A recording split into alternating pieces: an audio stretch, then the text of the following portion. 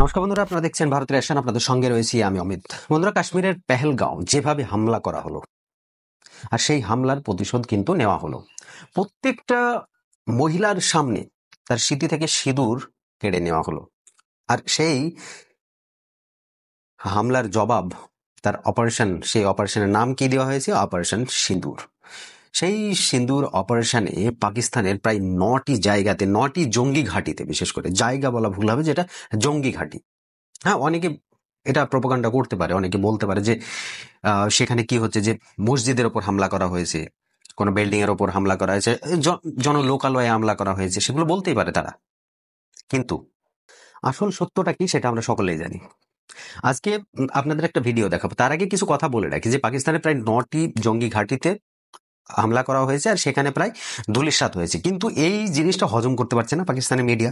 স্বাভাবিক ব্যাপার, প্রত্যেকবারের মতো তারা প্রোপাগান্ডা করে এবং বিভিন্ন রকম মানে বিভিন্ন রকম সেই কবেকার 5 থেকে 10 বছর আগেকার ভিডিও ক্লিপ বা 5 থেকে 10 বছর আগেকার ফুটেজ, সেগুলোকে তারা ব্যবহার করে আর তাদের দেশের মানুষ এবং তাদের সেনাবাহিনীকে মোটিভেট করার চেষ্টা করে। কিন্তু আসলে তো সবাই জানে যে আসল সত্যটা কি, সারা বিশ্ব জানে এই ব্যাপারটা। রিসেন্টলি এমন কি হয়েছে যে পাকিস্তানের একদম ডেজিগনেটেড যে সমস্ত ন্যাশনাল চ্যানেল, যেগুলো হচ্ছে নিউজের চ্যানেল, সেই সব চ্যানেলের যে টুইটার হ্যান্ডেল বা ইউটিউবের যে হ্যান্ডেল রয়েছে, সেখান থেকে পোস্ট করা হচ্ছে বিভিন্ন রকমের 5 থেকে 3 বছর, 4 বছর, 5 বছর, 6 বছর আগেকার যে সমস্ত ফুটেজ ছিল, সেই সব ফুটেজ নিয়ে বলা হচ্ছে যে ভারতের জাহাজ এসেছিল পাকিস্তানে আঘাত করতে, আর তাদেরকে মেরে নামিয়ে দেওয়া হয়েছে, তাদেরকে ভেঙে ফেলা হয়েছে। অথচ যে জিনিসটা আমাদের সকলকে বুঝতে হবে, বিশেষ করে ভারতের মধ্যে অনেকে রয়েছে যারা এইসব ঘটনাগুলো অনেকে সত্যি ভেবে নিচ্ছে, কিন্তু এগুলো আমাদের জানতে হবে। আমাদের কেন জানতে হবে যে ভারত এইবার যে 9টি জায়গাতে, পাকিস্তানের 9টি জায়গাতে যে আঘাত করেছে, 9খানা ঘাঁটি তাদের ভেঙে গুড়িয়ে দেওয়া হয়েছে, সেই 9খানা ঘাঁটিতে সম্পূর্ণভাবে কিন্তু আমাদের ভারত থেকে অপারেট করা হয়েছে। পিন পয়েন্ট, মানে এখান থেকে মিসাইল ছোড়া হয়েছে একদম পিন করে, যে এই স্থানে গিয়ে, এই জায়গায় গিয়ে লাগবে, তার আশেপাশে অন্য কোথাও নয়, সেইখানেই লেগেছে। তার জন্য কোনো জাহাজের দরকার পড়েনি, বা কোনো প্লেনের দরকার পড়েনি, বা অন্য কিছুর দরকার পড়েনি। ডাইরেক্ট এখান থেকে মিসাইল ছোড়া হয়েছে পাকিস্তানের মধ্যে বা পিওকের মধ্যে। আর সেই জিনিসটাই ওরা কি করছে, এখন সাধারণ মানুষকে তো মোটিভেট করতে হবে, মানে অন্যদিকে তো একটু ডাইভার্ট করতে হবে না।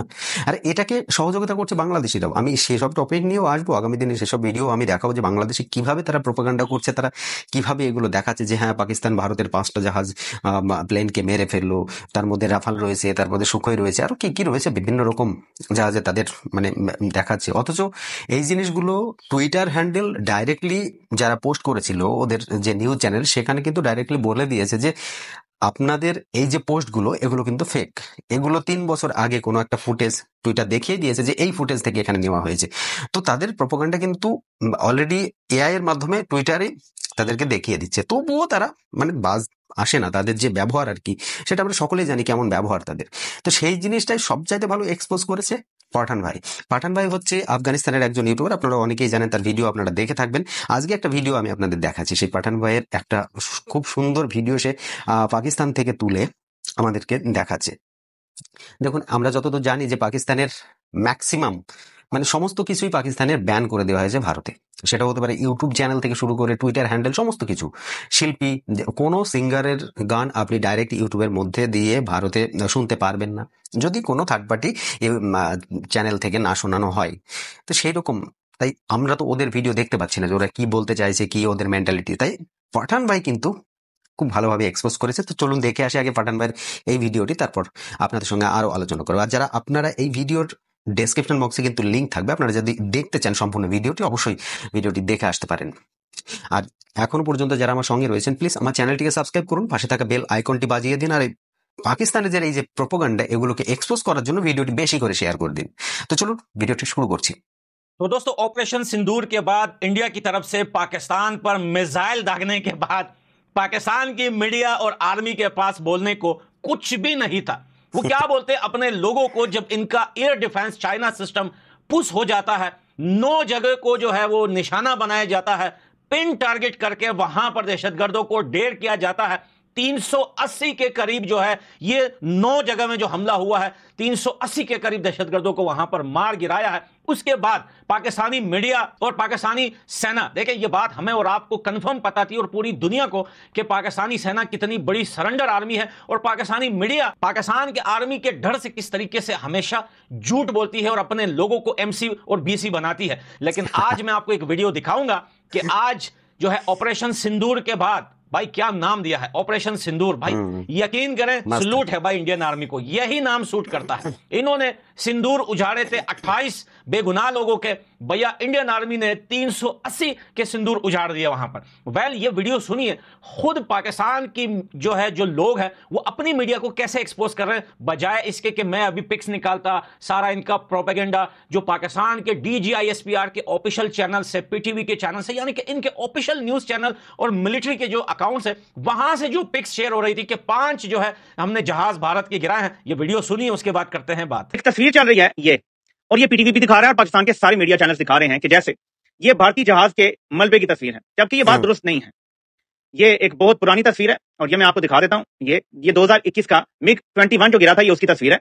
लेकिन ये पीटीवी समेत तमाम पाकिस्तान के चैनल्स ये बता रहे हैं कि ये है तस्वीर जो भारतीय जहाज गिराया है। ये इंपॉर्टेंट क्यों है कि हम करेक्ट खबरें दें, क्योंकि इसी से बयानिया बनता है। जंग के दौरान गलतफहमी भी हो सकती है और फिर आपकी तजलील भी होती है। इस वजह से हम वो तजलील नहीं होने देंगे और ना इनको बेवकूफों को करने देंगे। हम आपको सिर्फ कंफर्म रिपोर्ट देंगे। फॉर एग्जाम्पल, अब आप ये देखें, ये पीटीवी के ऑफिशियल अकाउंट से पोस्ट हो रहा है कि हमने राफेल जहाज या जो भी तैयार है वो गिरा दिया है। अब ये जो तस्वीर है, आपने ये देख लिया, ये जहाज की तुम नजर आ रही है, लेकिन इसकी असलियत अब आपको दिखाता हूं। ये देखें, असल में ये तस्वीर 3 साल पुरानी है। ये आप देख सकते हैं, ये आप पीटीवी की देखें, वही जहाज की तुम नजर आ रही है। यही तस्वीर आप देखें ऊपर तो आप नजर आएगा ये 3 साल पुरानी है। यानी आपका सरकारी चैनल असल तस्वीर नहीं अभी तक आई, तो भाई कोई एआई से जनरेट कर लो। फॉर एग्जांपल मैं मिसाल देता हूं आपको, ये एआई जनरेटेड। आपने अगर सिर्फ दिखाना है कि आपने जहाज गिरा दिया तो ये काफी है, लेकिन फेक इमेज से भारत को बयानिया मिलेगा कि पाकिस्तान झूठ बोल रहा है। तो ये नहीं होना चाहिए था। अब नेक्स्ट आपको सूरत हाल बताता हूं, क्योंकि 2 ऐसे इमेजेस आ रहे हैं। एक आपने ये भी देखा होगा खबरों में, तो ये अगर এক্স্যাক্টলি এই কথাটাই আমি বলতে চাইছিলাম যে দেখুন, তাদের নিজেদের নিউজ থেকে যে মানে অফিসিয়াল নিউজ চ্যানেল, ভাই পিটিভি একটা বড় চ্যানেল কিন্তু পাকিস্তানের, এবং তাদের আর্মির যে হ্যান্ডেল রয়েছে সেখান থেকেও কিন্তু পোস্ট করা হচ্ছে। ভাই এগুলো কি, এগুলো কি চলছে? এগুলো নটাঙ্কি চলছে ভাই, একটা যুদ্ধ হচ্ছে। তোমাদের যদি ক্ষমতা না থাকে তাহলে তুমি ওই যে বললো যে এআই জেনারেট করে দাও, সেটাও যদি না ক্ষমতা থাকে তাহলে দরকার কোনো কার্টুন দিয়ে দাও। কিন্তু এইভাবে পুরনো ছবি, যেটা 3 বছর আগেকার ছবি, এখন দেখিয়ে বলছে যে আমাদের সেনাবাহিনীরা ভারতের 5টা জাহাজকে ফেলে দিয়েছে। ভাই আর রাফালের নামে যে দুর্নাম করছে, এ তো মনে হয় ফ্রান্স আর কদিন পর এসে পাকিস্তানের না এসে বোমা বর্ষণ শুরু করে দেয়। ভাই রাফালের নামে দুর্নাম, তোদের এত বড় ক্ষমতা এরকম না শুরু করে দিল। এইগুলোই এইসব ভিডিওগুলো, এইসব ফুটেজগুলো নিয়েই কিন্তু আবার বাংলাদেশিরা বেশ মানে লাফিয়ে বেড়াচ্ছে। আমি এর আগের দিন একটা পোস্ট করেছিলাম, আমি আপনাদের একটা ভিডিও দিয়েছিলাম, আমি বলেছিলাম যে পাকিস্তানকে ছাড়ুন, আগে বাংলাদেশিদের ধরুন। ব্যাপারটা হচ্ছে এইখানেও তাই। বলে না যে বাঁশের চাইতে কঞ্চি দড়ো, এক্স্যাক্টলি সেই রকম হয়ে গেছে। মানে পাকিস্তান ভয়ে লুকিয়ে বেড়াচ্ছে, অথচ বাংলাদেশিরা চিড়বির চিড়বির করছে। অল্প জলের মাছ বলে না লাফায় বেশি, এক্স্যাক্টলি তাই বাংলাদেশিদের পরিস্থিতি এরকম হয়েছে। দেখুন আজকে এই যে 9টা জায়গায় বোম ব্লাস্ট হলো, সেখানে কারোর বিন্দু মাত্র কেউ টেরটাও পায়নি পাকিস্তানের। এমন ভাবে প্ল্যানিং করে করা হয়েছে না, এটা ভাবলো যে সবাই যে প্রথম বছর আমরা সার্জিক্যাল স্ট্রাইক করেছিলাম, তারপরে যখন পাকিস্তান আঘাত করলো আমাদেরকে, মানে জঙ্গিরা আঘাত করলো, তখন আমরা কি করলাম, এয়ার স্ট্রাইক করলাম। এইবার হয়তো অনেকে ভাবছিল যে জলপথের মাধ্যমে নেভেল স্ট্রাইক হবে হয়তো, সেটাই ভাবছিল। এরকম কিন্তু শুরু হয়েছিল, কারণ জলপথে আমাদের যে এয়ারক্রাফট ক্যারিয়ার তারা সেখানে গিয়ে বেশ যুদ্ধাভ্যাস করছিল। তারপরে ভুবনেশ্বরে আমরা বেশ কয়েক মাস আগে দেখছিলাম যে যুদ্ধের অভ্যাস করছিল। তো এইসবগুলো কিন্তু চলছিল।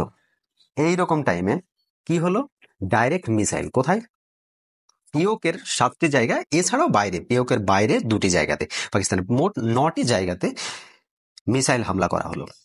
আর এটা সম্পূর্ণভাবে ওপেনলি এসে স্বীকার করেছে আমাদের ভারতের সেনাবাহিনী। আর দেখুন কিভাবে আমাদের বিক্রম মিশ্রি স্যারের পাশে 2জন মহিলা ছিল, মানে এটা বোঝানো হচ্ছে যে মহিলা শক্তি। আমাদের মহিলাদের সিঁদুর কেড়ে নেওয়া হলো, মানে জিজ্ঞেস করে করে যে হিন্দু না মুসলমান, তাকে মারা হলো। আর তার স্মৃতির সিঁদুর কেড়ে নেওয়া হলো। সেই মহিলাই তাদের আবার জবাব দিল, যে কারণে 2 সাইডে দুই মহিলা আছে, এখানে ধর্ম নিরপেক্ষতার ব্যাপারও রয়েছে। যেমন ধরুন এক সাইডে একজন মুসলিম ডেজিগনেটেড একটা সেনাবাহিনীর বেশ পদস্থ একজন অফিসার, অন্য সাইডে একটা পাঞ্জাবি এক উচ্চপদস্থ অফিসার। তো এই দুই মহিলাকে দিয়ে সম্পূর্ণ ব্যাপারটাকে কিন্তু ক্লিয়ার কাট খোলসা করে দেওয়া হলো, কোথায় কোথায় হামলা করা হয়েছে এবং সেখানে কেন হামলা করা হয়েছে, কি ছিল সেই সব পুরো ডিটেলস তার কিন্তু তারা পেশ করেছে এই একটা সাংবাদিক সম্মেলনের মধ্যে। এগুলো তারা হজম করতে পারছে না।